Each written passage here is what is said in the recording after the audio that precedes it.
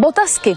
Tak se před listopadem 89 říkalo všem sportovním botám, které třeba ani nebyly vyrobené v národním podniku Bota na skuteč. Ale právě tam v roce 1963 vznikla značka Botas. Vzhledem k tomu, že v Československé republice nebyla vyráběna žádná sportovní obuv a dováželo se minimálně, bylo rozhodnuto ministerstvem průmyslu a velkohospodářskou svit, VHS svit, že jeden z podniků bude vyrábět sportovní obuv. Bylo rozhodnuto na Botanu. Ty požadavky byly na všechny druhy sportů. I my věříme, že požadavky kopané výrobci pochopí a pokusí se je realizovat. A ten vývoj začínal s kontaktováním sportovců jednotlivých oborů a požadavky byly specifikovány a pak teprve zpracovány řemeslně. Botana v roce 1963 jako národní podnik požádala úřad vlastnictví o to, aby se značka Botas zaregistrovala. Od roku 1963 vlastně Botas existuje jako značka.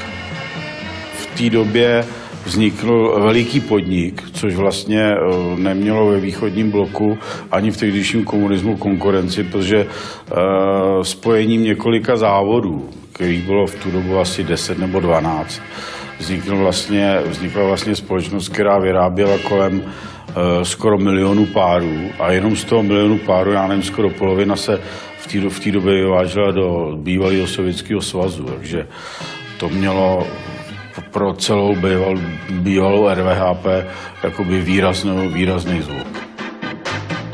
Původně jsme měli ochranu značku Trojklan a ta byla napadena Adidasem s tím, že když stojí v trávě, tak jsou vidět jenom ty horní 3 pásky. No tak jsme prostě uznali, že prostě je to špatný, že to je zaměnitelný v určitých podmínkách a přistoupili s tomu klínu a ten jsme nechali patentovat, chránit a ten zůstal do dneska na veškeré tyhleté obuvi pro volný čas. 16-ročná Eva a 18-ročný Pavel Romanovci. Po povinných tancoch zatiaľ druhý za majstrami Európy manželmi Gölovcami.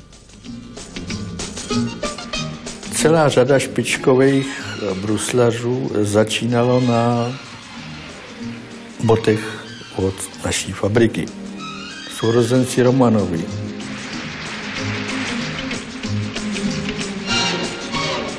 Když začínali v tom, jak se říká, útlým věku, jako dětičky, tak vždycky je rodiče přivezli, vzali jsme míru a udělali přesně na míru. Založilo se. Za rok znova. Nejlepší volný tanec. Předstihli mistry Evropy a získali titul mistrů světa pro Československou socialistickou republiku.